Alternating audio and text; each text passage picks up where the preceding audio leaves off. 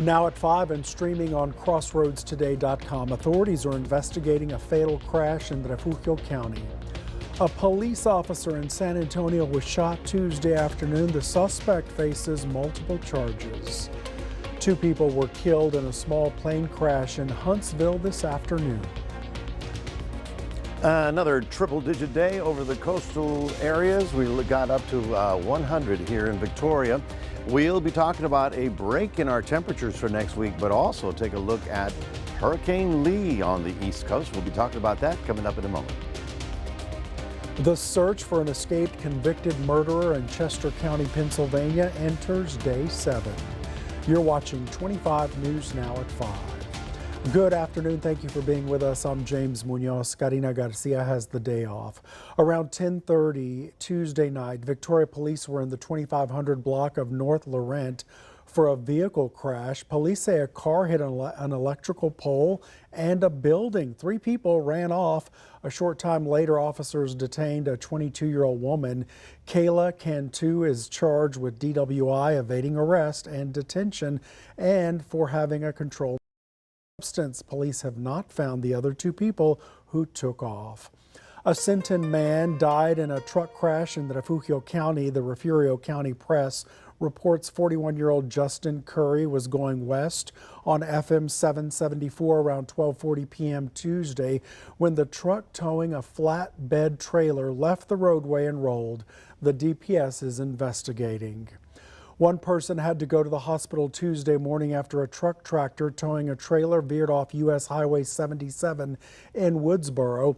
The Refugio County Press reports the driver of the truck, 24-year-old Harjot Singh of Ontario, Canada, said a bug flew in the cab of the truck and into one of his eyes, causing him to lose control. 32-year-old Amtaj Singh was asleep in the vehicle. He was seriously hurt in that crash. Many people lined up Tuesday to witness the impeachment trial of Attorney General Ken Paxton. He's accused of repeatedly abusing his office to help a donor. He's pleaded not guilty to the articles of impeachment against him. His supporters came to Austin to witness the historic day in state politics. Tickets were distributed to the public on day 1 on a first-come, first-served basis. The Republican-led Texas House of Representatives impeached Paxton in May. He was suspended from his duties at that time. You can watch the Texas Senate impeachment trial of Ken Paxton live on crossroadstoday.com. Just look under News. Let's check in with First Warn Storm Team Chief Meteorologist Mac Perez. Mac. Well, thank you, James. We are, of course, watching the East Coast because that storm that I mentioned a moment ago, Lee, is going to be a big problem over there. It's forecast to be a Category 4 or maybe even a 5. And so everybody from Miami to New England has to be looking out for the path of that storm. For us, yeah, it's still hot, but there's some hope for the weekend, and we'll be talking more about that coming up in a moment.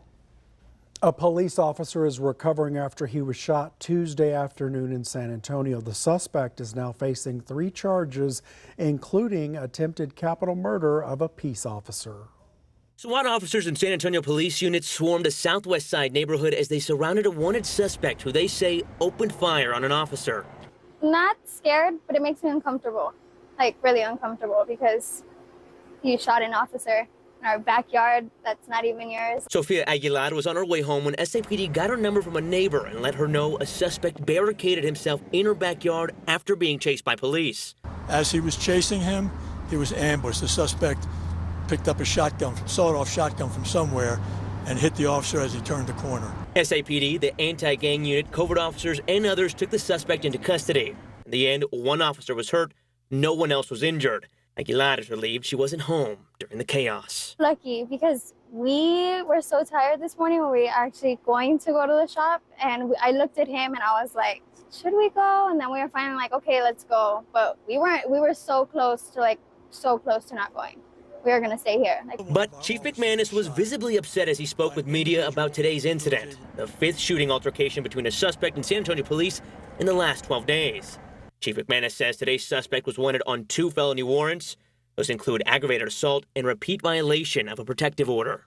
As for the injured officer, that person was taken to the hospital for surgery. Late tonight, we confirmed an officer is in stable condition. John Paul Barajas, KSAT 12 News. An investigation is underway into a deadly plane crash at a Huntsville airport this afternoon. The DPS says 2 men on board a Cessna 150K departing Huntsville were killed in that crash. The call came in just before noon. The 2 victims were the only ones on board. One of the victims reportedly died at the scene of the crash. The other one died en route to the hospital. The FAA will investigate. A federal judge on Wednesday ordered Texas to move a large floating barrier to the bank of the Rio Grande. Governor Abbott announced he will appeal the decision by U.S. District Judge David Ezra. The judge said the state must move the barrier by September 15th. The buoys deployed in July near Eagle Pass brought a legal challenge from the U.S. Justice Department, which accused Texas of putting a barrier on the international boundary without permission. The manhunt for escaped Pennsylvania convict Danilo Cavalcante is in its 7th day. Authorities have expanded the area in and around Chester County after the 34-year-old was last spotted on a trail camera at Longwood Gardens Monday night. Cavalcante escaped from Chester County Prison last Thursday. He was set to serve life in prison after he was convicted of stabbing his ex-girlfriend to death. Schools in parts of the Philadelphia suburbs were closed again today as that search continues. In its first televised hearing today, prosecutors in former President Trump's Georgia election interference case estimated the trial will take 4 months. The Fulton County judge doubted the case presented by DA Fani Willis would be ready to go forward in October with 19 co-defendants, including Trump. He heard a flurry of motions, including one to separate the cases of Trump attorneys Kenneth Chesebro and Sidney Powell. Chesebro claimed he did not work in concert with Powell, but prosecutors point out that isn't a valid defense in a RICO case.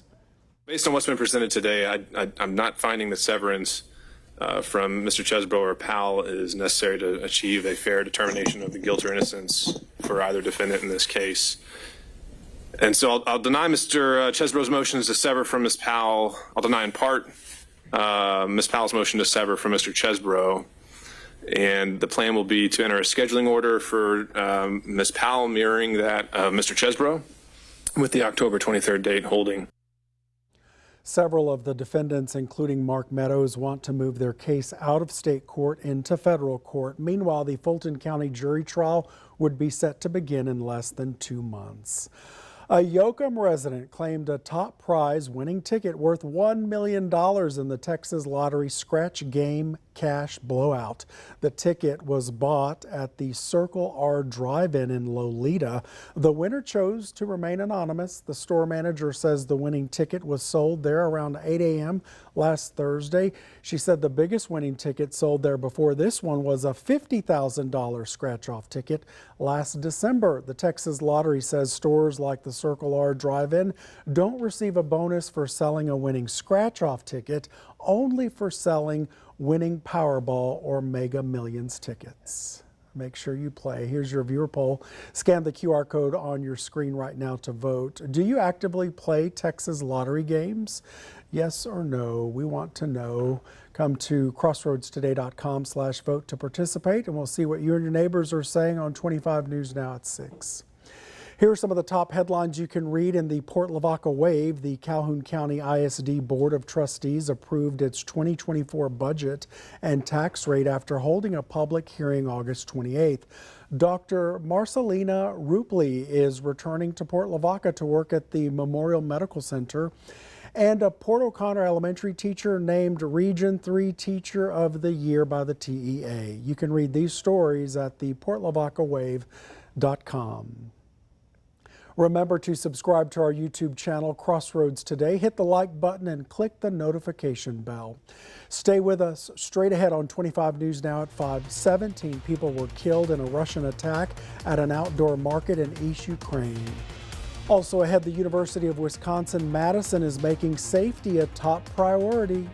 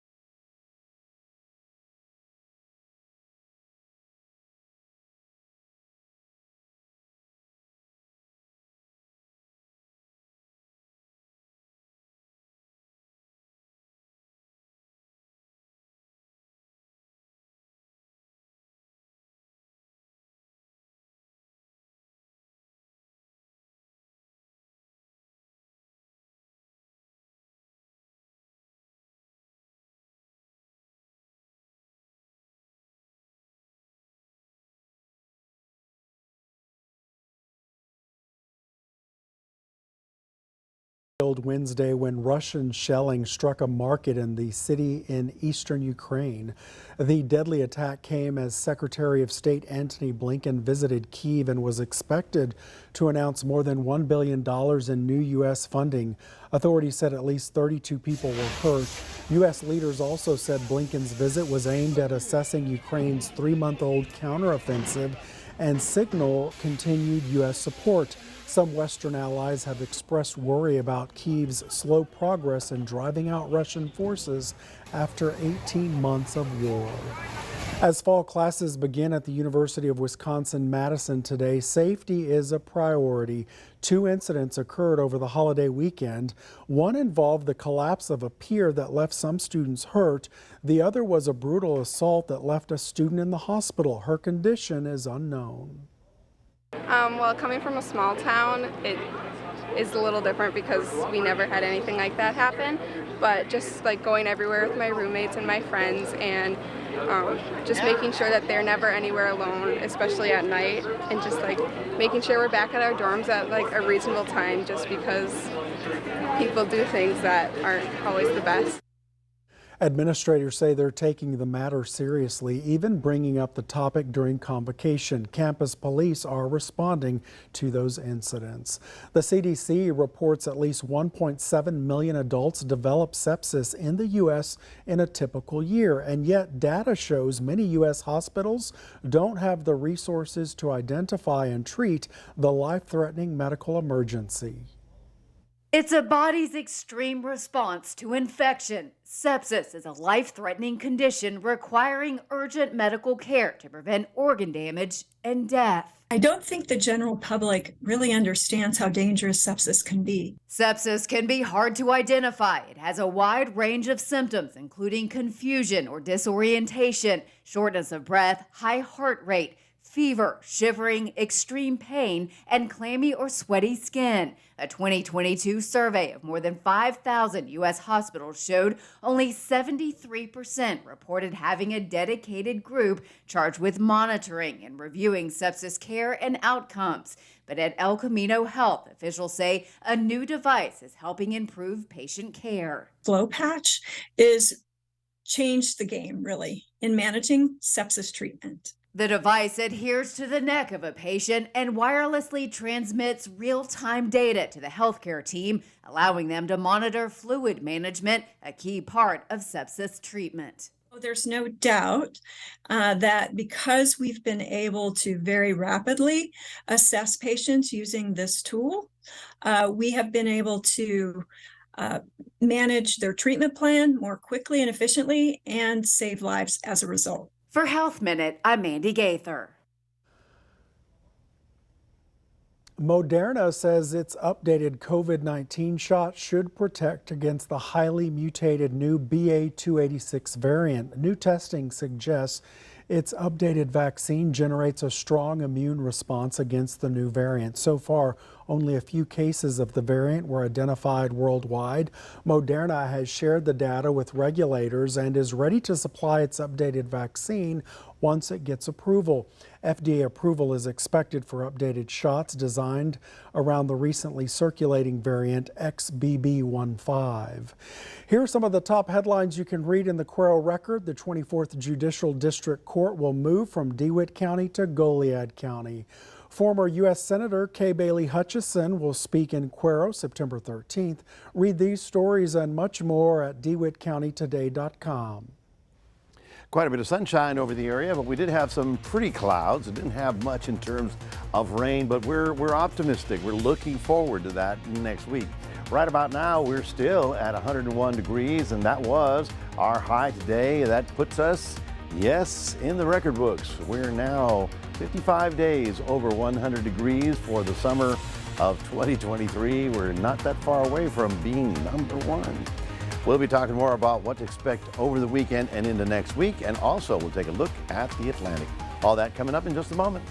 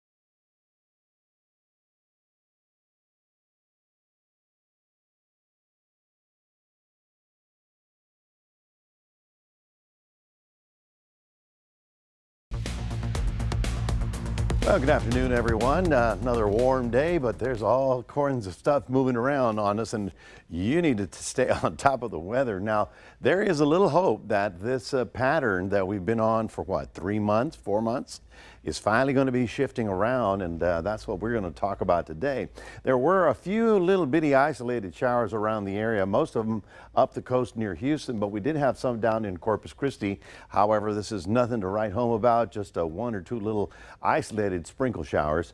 101, the high observed today here in Victoria, it's 99 down in Port Lavaca and 103 in the Gonzales area. No significant changes by tomorrow. It's not until about Sunday, Monday that things will start looking different. There you see the triple digits, pretty much the entire state. Oh, I'm sorry, Corpus Christi came in at 99. But yeah, we need a break, don't we? I'm sure you agree with me. We do still have the heat advisories up for all of our counties, and this is for tomorrow. So it's still hot on Thursday, still hot on Friday, but then the miracle of miracles, the dome is finally moving west. Now we are in the middle of the tropical storm season. We've been through all of these. You can see it right there. And Lee is the shortest name, and it's going to be the worst storm. We're going to have to watch this one very carefully. I'll show you what we're talking about. Lee is actually out here, and he's thinking, we're so far away, how do we know? Well, all the computer models are in very good agreement on what's going to happen to Lee. Lee is going to be moving almost west-northwest over the next 3 or 4 days. And you can see right about here the strength of the storm. What does that say? 145 miles an hour. So that'll be about 100 miles north of Puerto Rico. And that's close enough to get them some nasty weather there. But also, the question is, we know it's going to turn, but where is the turn going to be? Is it going to be out here in the open waters? Is it going to go skirting up toward North Carolina? And as I mentioned yesterday, everybody needs to be watching this on the East Coast. Now, we've got a trough. That's low pressure right there. That one is going in that direction. And the big high right here, which is the dome, you know, that's actually moving back to California. It's going to be bringing them some hot weather. But we're watching the dome move west and this trough move east, because as it moves east, it will be the major influencing factor of where the storm's going to move. Now, we're already here Wednesday of next week. It's still out in the Atlantic, but you can see how it is forecast to be a big storm, okay? And we're going to have to watch it, because even if it doesn't hit the mainland right here, somewhere between North Carolina and New England, they're going to get some very nasty weather, heavy surf, big waves, lots of beach erosion, that kind of stuff, and heavy rain, because you've got the lifting caused by the low, and then you've got this one sort of opposing it. And then the big question is, will it touch land or will it just skirt through? This will be Wednesday, Thursday of next week. So it's going to be a big story that we're going to be watching and talking about, because Lee has the shortest name and is going to be the biggest storm of the season. 98 should be your high tomorrow in Port Lavaca. Still lots of sunshine. For those of you inland, 102 in the Cuero area. We are looking for hot weather right on through Saturday. Then Sunday, a little magic. Pressures drop, temperatures drop a little bit, and we start picking up a chance of some daily afternoon showers. Can you imagine 90 degrees next Wednesday? Positively sounds delightful, doesn't it? That is your 7-day forecast, reminding everybody we do have a QR code. Love for you to scan that and put Crossroads Today on your phone. Here's James. Magic, huh? All right, thank you, Matt. Coming up next on 25 News Now at 5, we'll take a look at Wall Street. Plus, climate change is affecting major theme parks in the U.S. and in Canada.